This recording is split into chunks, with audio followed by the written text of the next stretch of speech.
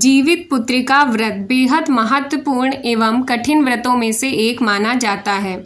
जीवित पुत्रिका व्रत में माताएं अपनी संतानों की सलामती व अच्छे स्वास्थ्य एवं लंबी आयु के लिए पूरे दिन और पूरी रात निर्जला उपवास रखती हैं। इसे जितिया व्रत के नाम से भी जाना जाता है।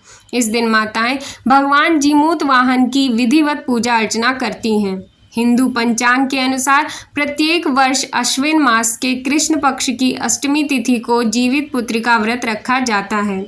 इस बार जितिया व्रत 25 सितंबर 2024 यानी बुधवार के दिन रखा जाएगा। लेकिन बहुत ही कम लोग जानते हैं कि इस व्रत की शुरुआत कैसे हुई और इस व्रत को क्यों रखा जाता है। आइए जानते हैं कि जितिया व्रत का इतिहास और महत्व। साथ ही जानेंगे कि इस दिन पूजा के लिए शुभ मुहूर्त क्या है और इस व्रत में किस भगवान की पूजा की जाती है। अष्टमी तिथि इस बार अश्विन माह के कृष्ण पक्ष की अष्टमी तिथि 24 सितंबर 2024 को दोपहर 12:38 पर प्रारंभ होगी और 25 सितंबर 2024 को दोपहर 12:10 पर समाप्त होगी। इसलिए उदया तिथि के आधार पर इस साल जितिया व्रत 25 सितंबर 2024 यानी बुधवार के दिन रखा जाएगा। जितिया व्रत के दिन शुभ मुहूर्त ब्रह्म मुहूर्त सुबह 4:35 से सुबह 5:22 तक, अमृत काल 12:11 से 1:49 तक, प्रातः संध्या सुबह 4:59 से सुबह 6:10 तक, विजय मुहूर्त दोपहर 2:12 से दोपहर 3 बजे तक, गोधूली मुहूर्त शाम 6:13 से शाम को 6:37 तक, सायं संध्या समय 6:13 से शाम को 7:25 तक। पूजा का शुभ मुहूर्त जितिया व्रत में भी छठ पूजा की तरह नहाए खाए और खरना की परंपरा है। इस पर्व मुख्य रूप से बिहार, झारखंड और उत्तर प्रदेश के कुछ क्षेत्रों में मनाया जाता है।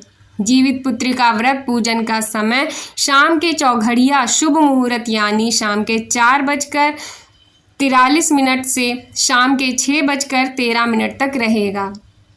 क्यों मनाया जाता है जितिया व्रत? इस व्रत की शुरुआत के बारे में बात करें तो भविष्य पुराण के अनुसार शिव जी ने माता पार्वती से कहा कि जो माताएं अपनी संतान की भलाई के लिए जीवित पुत्रिका व्रत रखती हैं उनकी संतान के जीवन में कभी संकट नहीं आते हैं, सभी बाधाएं दूर हो जाती हैं, साथ ही संतान का वियोग का कष्ट भी नहीं रहता। तब से ही संतान की सलामती के लिए जितिया व्रत रखा जाता आ रहा है। अपनी अपनी परंपरा के अनुसार इसकी 3 कथाएं हैं। इसमें पहली कहानी सियारिन वाली, दूसरी कहानी जीमूत वाहन राजा और तीसरी भगवान श्री कृष्ण से जुड़ी है। आपके क्षेत्र में जो कहानी होती हो आप उसको यहाँ पर सुन सकते हैं। जिसमें पहली कहानी चिल्हा सियारों की कथा इस प्रकार है। जीवित पुत्रिका व्रत में चिल्हो सियारों की एक कथा भी सुनी जाती है। वह संक्षेप में इस प्रकार है। एक वन में सेमर के पेड़ पर एक चील रहती थी। पास की झाड़ी में एक सियारिन भी रहती थी। दोनों में खूब पटती थी। चिल्हो जो कुछ भी खाने के लिए लाती उसमें सियारिन के लिए जरूर हिस्सा रखती। सियारिन भी चिल्हो का ऐसा ही ध्यान रखती। इस तरह दोनों के जीवन आनंद से कट रहे थे। एक बार वन के पास गांव की औरतें जितिया की पूजा की तैयारियां कर रही थीं। चिल्हो ने उसे बड़े ध्यान से देखा और अपनी सखी सियारों को भी बताई। फिर चिल्हो सियारों ने तय किया कि वे भी यह व्रत करेंगी। सियारों और चिल्हो ने जितिया का व्रत रखा। बड़ी निष्ठा और लगन से दोनों दिन भर भूखे प्यासे मंगल कामना करते व्रत में रहीं। मगर रात होते ही सियारिन को भूख लगी और प्यास सताने लगी। जब बर्दाश्त ना हुआ तो जंगल में जाके उसने मांस और हड्डी पेट भर कर खाई। चिल्हो ने हड्डी चबाने की कड़कड़ आवाज़ सुनी तो पूछा, यह कैसी आवाज़ है? सियारिन ने कह दिया, बहन भूख के मारे पेट गुड़गुड़ा रहा है, यह उसकी आवाज़ है। मगर चिल्हो को पता चल गया कि उसने सियारिन को खूब लताड़ा। कि जब व्रत नहीं हो सकता तो संकल्प क्यों लिया था। सियारिन लजा गई, पर व्रत भंग हो चुका था। चिल्हो रात भर भूखे प्यासे रहकर व्रत पूरा की। अगले जन्म में दोनों मनुष्य रूप में राजकुमारी बनकर सगी बहनें हुईं। सियारिन बड़ी बहन हुई और उसकी शादी राजकुमार से हुई। चिल्हो छोटी बहन हुई, उसकी शादी उसी राज्य के मंत्री पुत्र से हुई। बाद में दोनों राजा और मंत्री बने। सियारिन रानी के जो भी बच्चे होते वे मर जाते, जबकि चिल्हो के बच्चे स्वस्थ और हट्टे कट्टे रहते। इससे उसे जलन होती।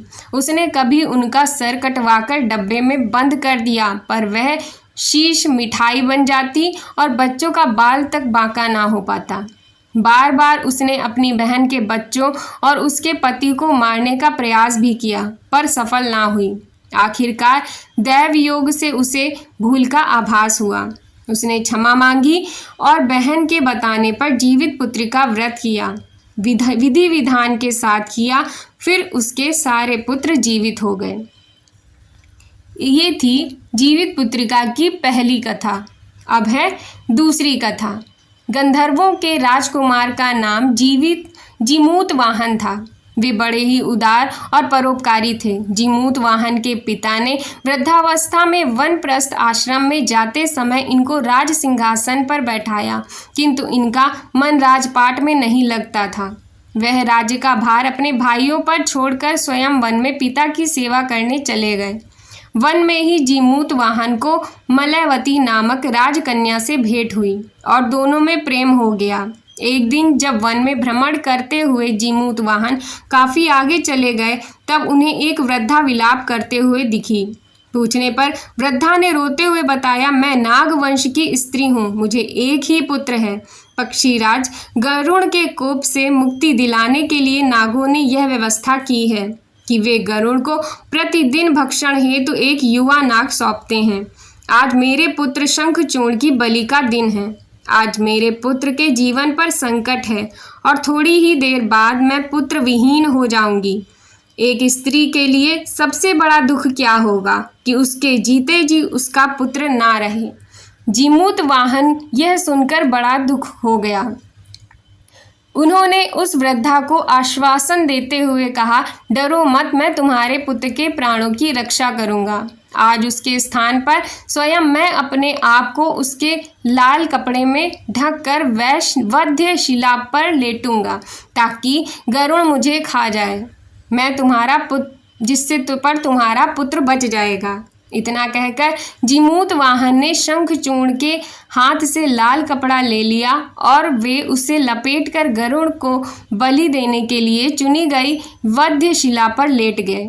नियत समय पर गरुड़ बड़े वेग से आए और वे लाल कपड़े में ढके जीमूत वाहन को पंजे में दबोचकर पहाड़ के शिखर पर जाकर बैठ गए। गरुड़ ने अपनी कठोर चोंच का प्रहार किया और जीमूत वाहन के शरीर से मांस का बड़ा हिस्सा नोच लिया। इसकी पीड़ा से जीमूत वाहन की आंखों से आंसू बह कर निकलने लगे और वह दर्द से कराहने लगे। अपने पंजे में जकड़े प्राणी की आंखों में से आंसू और मुंह से कराह सुनकर गरुड़ बड़े आश्चर्य में पड़ गए, क्योंकि ऐसा पहले कभी ना हुआ था। उन्होंने जीमूत वाहन से उनका परिचय पूछा। जीमूत वाहन ने सारा किस्सा कह सुनाया कि कैसे एक स्त्री के पुत्र की रक्षा के लिए वह अपने प्राणों को बलि दे रहे हैं। आप मुझे खाकर भूख शांत करें, ऐसा जीमूत वाहन कहते हैं। गरुड़ उनकी बहादुरी और दूसरे की प्राण रक्षा के लिए स्वयं का बलिदान देने की हिम्मत से बहुत प्रभावित हुए। उन्हें स्वयं पर पछतावा होने लगा। वह सोचने लगे कि एक मनुष्य है जो दूसरे के पुत्र की रक्षा के लिए स्वयं की बलि दे रहा है, और एक मैं हूँ जो देवों के संरक्षण में हूँ किंतु दूसरे की संतान की बलि ले रहा हूँ। उन्होंने जीमूत वाहन को मुक्त कर दिया। गरुड़ ने कहा, हे उत्तम मनुष्य, मैं तुम्हारी भावना और त्याग से बहुत प्रसन्न हूँ। मैंने तुम्हारे शरीर पर जो घाव किए हैं उसे ठीक कर देता हूँ। तुम अपनी प्रसन्नता के लिए मुझसे कोई वरदान मांग लो। राजा जीमूत वाहन ने कहा कि हे पक्षीराज, आप तो सामर्थ्यवान हैं। यदि आप प्रसन्न हैं और वरदान देना चाहते हैं तो आप सर्पों को अपना आहार बनाना छोड़ दें। आपने अब तक जितने भी प्राण लिए उन्हें जीवन प्रदान करें। गरुड़ ने सबको जीवन दान दे दिया और नागों की बलि न लेने का वरदान भी दिया। इस प्रकार जिमूत वाहन के साहस से नाग जाति की रक्षा हुई।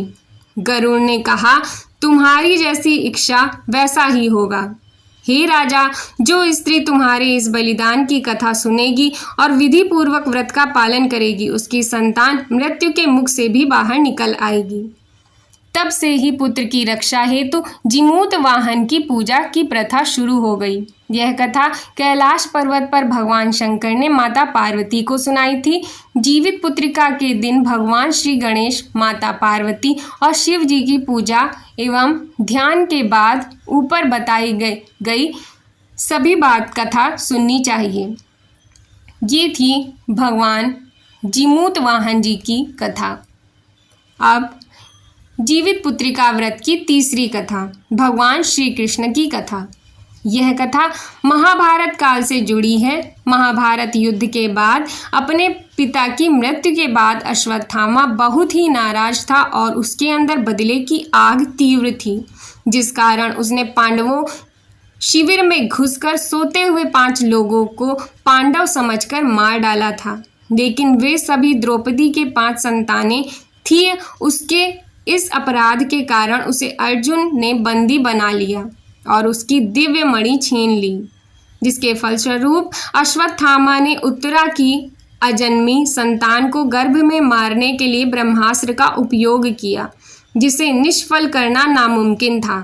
उत्तरा की संतान का जन्म लेना आवश्यक था, जिस कारण भगवान श्री कृष्ण ने अपने सभी पुण्यों का फल उत्तरा की अजन्मी संतान को देकर उसको गर्भ में ही पुनः जीवित किया। गर्भ में मरकर जीवित होने के कारण उसका नाम जीवित पुत्रिका पड़ा और आगे जाकर यही राजा परीक्षित बना। तब से ही इस व्रत को किया जाता आ रहा है। आप सभी लोगों को जीवित पुत्रिका व्रत की शुभकामनाएं।